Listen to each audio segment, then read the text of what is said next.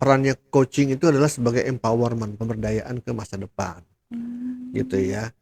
Ya, jadi dalam kondisi sekarang ini apa yang Anda ingin capai di masa depan? Itulah mmm. kira-kira ya kata kuncinya.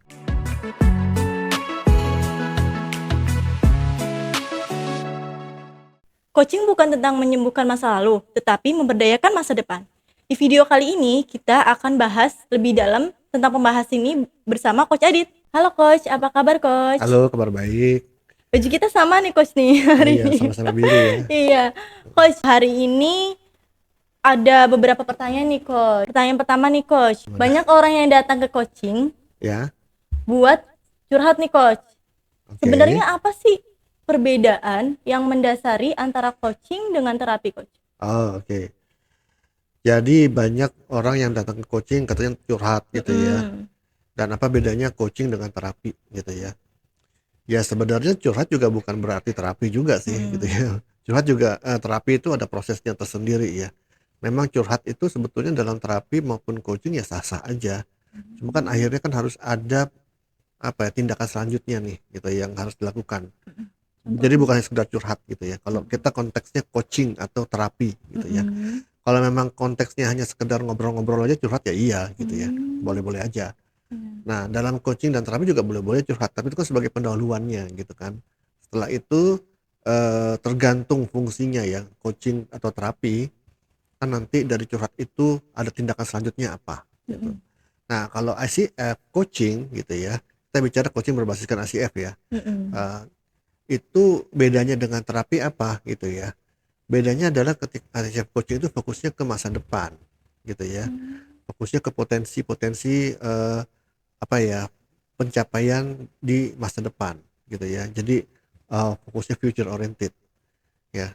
Kemudian kalau dalam ICF coaching itu klien dipandang sebagai individu yang resourceful, penuh sumber daya, utuh, kreatif dan oleh karena itu bisa ya mmm, dianggap bisa menyelesaikan permasalahannya sendiri.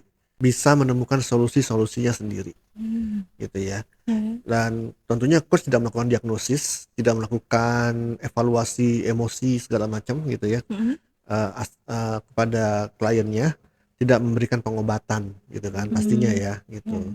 Jadi, perannya coaching itu adalah sebagai empowerment, pemberdayaan ke masa depan gitu mmm, ya. Ya jadi dalam kondisi sekarang ini apa yang Anda ingin capai di masa depan? Itulah mmm, kira-kira ya kata kuncinya. mmm, Sedangkan terapi ya, kita bicara terapi mungkin konseling, psikoterapi dan lain-lain, itu tentu lebih kepada prosesnya healing ya. mhm, Kalau coaching tadi kan empowering empowering, atau empowerment. Kalau terapi apapun bentuknya itu lebih ke healing. mmm, Jadi ada proses yang disembuhkan nih penyembuhan, iya, dari orang tersebut. Tentunya yang berkaitan dengan luka batin, emosi mhm, masa lalu gitu trauma ya, ya, trauma gitu ya, yang sifatnya klinis gitu ya, yang iya, sifatnya sudah, dianggap menjadi suatu kondisi, mental yang tidak sehat gitulah gitu mmm, ya. Jadi prosesnya ke penyembuhan, biasanya ke iya, masa lalu gitu mhm, ya, mencari akar masalahnya sampai ke masa lalunya mungkin atau di kejadian tersebut gitu ya. mhm, Dan tentunya konselor atau terapis atau psikoterapis atau apapun itu melakukan diagnosis ya. Melakukan mmm, diagnosis, iya, mencari akar masalah dari kejadian masa lalu tersebut, kemudian melakukan pengobatan. Pengobatan dalam artian intervensi mmm, psikologis ya iya kepada betul, mereka, kepada klien-kliennya itu. Mungkin disebutnya pasien kali ya, pasien atau klien iya, saya juga nggak tahu deh. iya, heeh, Kalau coaching kan disebutnya, ini ya, klien gitu ya. mhm, Jadi fokusnya ke healing. Jadi apa mmm, yang terjadi di masa lalu yang bisa disembuhkan nih gitu ya. Nah itu adalah, kata kuncinya dari terapi. Ya jadi beda antara coaching dan terapi. Walaupun diawali mungkin dengan curhat-curhat juga sih. iya bener bener, Cuman curhatnya coaching mungkin lebih ke arah curhat tentang permasalahan kerjanya, mhm, permasalahan dirinya kondisi saat ini gitu ya. mhm, Kalau terapi mungkin curhatnya itu yang berkaitan dengan tadi ya, gangguan emosinya gitu. mmm, Kaitkan dengan, masalah mental health-nya gitu, kesehatan mentalnya itu mhm, yang iya betul, dicurhatin gitu ya. Jadi, harusnya sih, bisa dideteksi sejak awal sih gitu ya. Ketika seseorang datang minta di-coaching ternyata dia curhat, curhat ini tentang apa ya gitu kan. Jadi untuk mencegah supaya tidak salah treatment nanti gitu kan, mmm, kode etiknya ASIAF itu kan mengharuskan kita harus apa ya, bisa walaupun coach itu bukan terapis, bukan konselor, tapi ya mereka juga harus punya skill Iya. untuk bisa mendeteksi, oh ini ternyata dia kebutuhannya bukan coaching gitu ya. Kebutuhannya adalah mungkin terapi, mungkin harus ke dokter gitu. Pertanyaan kedua nih coach, Ya, dari pengalaman coach Adit nih, kapan seorang coach ini berhenti dan tidak lanjut nih dikaitkan sama terapi ini coach? oke. Jadi manakala seorang coach ya, Mm-mm. seharusnya sih harus dideteksi sejak awal bagusnya ya. Jadi pada saat pertemuan awal nih ibaratnya belum ada kontrak kerjasama gitu ya Hmm. antara coach ini masih masih calon klien gitu ya. Masih calon klien ketemu ngobrol melalui Zoom atau ketemu di satu tempat gitu ya, meeting awal. Hmm. Itu kan tugas coach adalah untuk menjelaskan apa itu coaching, Hmm. apa fungsi coaching, dan bedanya coaching dengan yang lain. Jadi seorang coach itu harus menjelaskan bedanya coaching dengan terapi, bedanya coaching dengan counseling, dengan training, mentoring, consulting, Hmm. teaching gitu ya. Terus harus jelaskan. Dari situ diharapkan sih si calon klien mulai menyadari, oh kayaknya saya butuhnya coaching nih. Oh memang tepat. Oh ternyata enggak nih, saya butuh terapi gitu ya. Atau dia mulai curhat gitu kan. Hmm. Ketika curhat itu kan si coach bisa mendeteksi nih, ya dia harus dengerin gitu kan, perhatikan bahasa tubuhnya. Hmm. Di situ ada gejala-gejala apakah si calon klien ini tuh memang kebutuhannya apa nih, peningkatan skill. Hmm. Oh berarti dia butuhnya training. Tapi kalau misalnya nangis berkepanjangan misalnya ya ketika Hmm. cerita, terus dia cerita yang Trauma. hal-hal yang menyedihkan apalah Itu terlalu trauma, itu dalam, terapi maksudnya ya ya coach ya? itulah akhirnya di situ seorang coach harus beritahu calon klien ini bahwa anda sebenarnya butuhnya konseling gitu ya. Mungkin gitu ya. Kalau dari Hmm, ya konseling betul. nanti mungkin dirujuk ke psikoterapi kalau diperlukan, Hmm. atau ke dokter dulu, mungkin dari dokter nanti dirujuk ke psikolog, dari psikolog nanti bisa kemana gitu ya. Hmm. Tergantung ya Hmm. kebutuhannya gitu. Ya mungkin ke konseling juga kemana-kemana gitu. Jadi dari awal harusnya sudah mulai terfilter ya gitu. Walaupun demikian bisa saja terjadi ketika sudah kontrak kerja sama tanda tangan gitu ya, Hmm. coaching sesinya berjalan, di tengah-tengah sesi coaching baru ketahuan gitu dia mengalami masalah trauma lah atau Hmm. apa, emosi yang mendalam terhadap satu hal. Nah disitulah kita juga harus menghentikan sesi coachingnya, mengatakan kepada dia bahwa sepertinya untuk demi apa ya, mendukung pencapaian goalnya dia dalam program coaching ini perlu adanya konseling dulu, atau perlu adanya Hmm. psikologi session dulu nih antara dia dengan masalahnya itu gitu ya. Hmm. Tentunya dia perlu mencari sendiri konselornya atau psikolognya gitu ya. Kalau toh mereka minta kita untuk merekomendasikan ya nggak apa-apa, tapi harus transparan. Hmm. Siapa teman kita itu yang kita rekomendasikan, misalnya apa dia expertise-nya gitu ya. Kalau tuh ada kompensasi biaya juga harus jelas gitu loh. Ya, jadi itu kode etiknya. Hmm. Jadi percuma juga kan dia kondisinya lagi nggak siap di coaching, ya kan, emosinya lagi terguncang begitu, boro-boro capek target gitu kan. Hmm. Iya. Gitu, boro-boro capek target ya, sesi coachingnya aja pasti mungkin nggak Jadi, mulus gitu kan. oh, Jadi ada harus aja. dikat dulu. Jadi di Hmm. situ batasannya secara etika ya seorang coach. Berarti kalau emang udah bener-bener kayak misalnya nih dia nangis berkelanjutan, sedih berkelanjutan itu Ya, emang harus ya dibicarain. banyak sih gejala-gejalanya ya. Hmm. Kalau teman-teman belajar apa ya, coaching education, Hmm. SBCC ya, Strategic Hmm. Business Coaching Certification dari kami, Hmm. akan kami memang merupakan salah satu materi yang kami ajarkan untuk bisa mengidentifikasi gejala-gejala seperti itu gitu ya. Minimal ada 10 gejala gitu ya. 10 tanda-tanda bahwa orang ini kayaknya butuh, si klien ini atau calon klien ini tuh butuhnya adalah pendekatan profesional lain, bukan ke coaching. Hmm. Butuh Kan ahli mental health kah, atau counselor, psikolog gitu, dokter atau apa. boleh disebutkan nggak coach? 3 gejalanya itu selain dia nangis berkelanjutan itu apa coach? Ya yang jelas dia cerita udah punya pemikiran untuk bunuh diri. Nah, Oh, iya. Itu udah. itu kan udah gejala yang sangat Oh, jelas ya.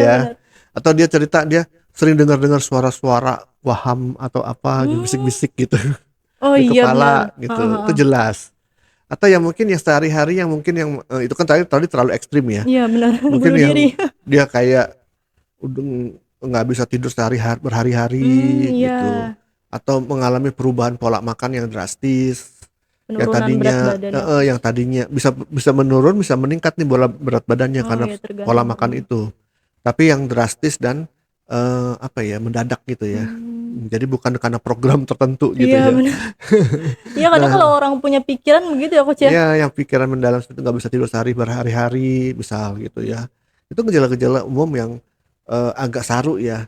Oh, Mhm. nggak bisa tidur berhari-hari, kerja dong gitu ya. Oh, tinggi Iya. banget kerja. Enggak sih, bukan masalah itu. Iya, karena Gitu. pikiran, Coach. Karena mungkin dia ada intrusif pemikiran yang sangat mengganggu gitu kan. Atau dia pokoknya udah kelihatan dia tuh udah tidak bisa lagi berkinerja sebagai orang sehat sehari-hari lah gitu. Iya benar. Nah, itu Berarti ya menyimpang udah. dari keseharian dia ya, Coach Nah, ya? betul. Nah, itulah harus segera itu red flag yang harus kita jelaskan ke mereka bahwa Anda butuhnya konseling atau Oke. psikologi atau perlu ke dokter dulu deh kayaknya, nanti biar dokter umum itu bisa merekomendasikan dia kemana gitu ya.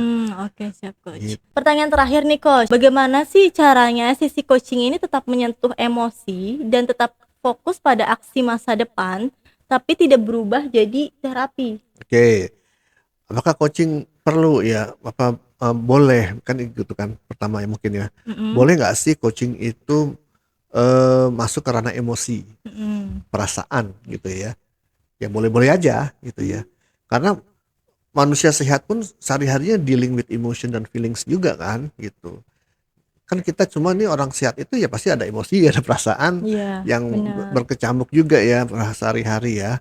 Kan nggak kayak robot juga gitu. Orang sehat itu secara fisik mental itu yang berarti orang yang tanpa perasaan sama sekali, nggak Mhm, juga dong. Yang harus positif sama terus-menerus perasaannya, enggak juga. Pasti ada emosi yang naik turun gitu kan. mhm, Nah, jadi ini emosi yang memang yang dialami atau perasaan yang dialami oleh banyak orang-orang yang memang dalam kondisi sehat gitu loh. Karena kehidupannya gitu ya, tapi bukan berarti dia mengalami trauma psikologis misalnya gitu kan atau apa yang mendalam gitu ya. Jadi dalam coaching pun ya sangat disarankan juga gitu ya dealing with emotions dan klien gitu ya. mmm, Apa ya? Karena coaching kita itu kan nggak hanya sekedar doing-nya aja, tapi ke being-nya. Jadi bukan hanya action plan mhm, atau doing, tapi ke mhm, being-nya dia. Being itu mencakup emosi, perasaan, pikiran, persepsi dan segala macam values-nya, beliefs-nya gitu.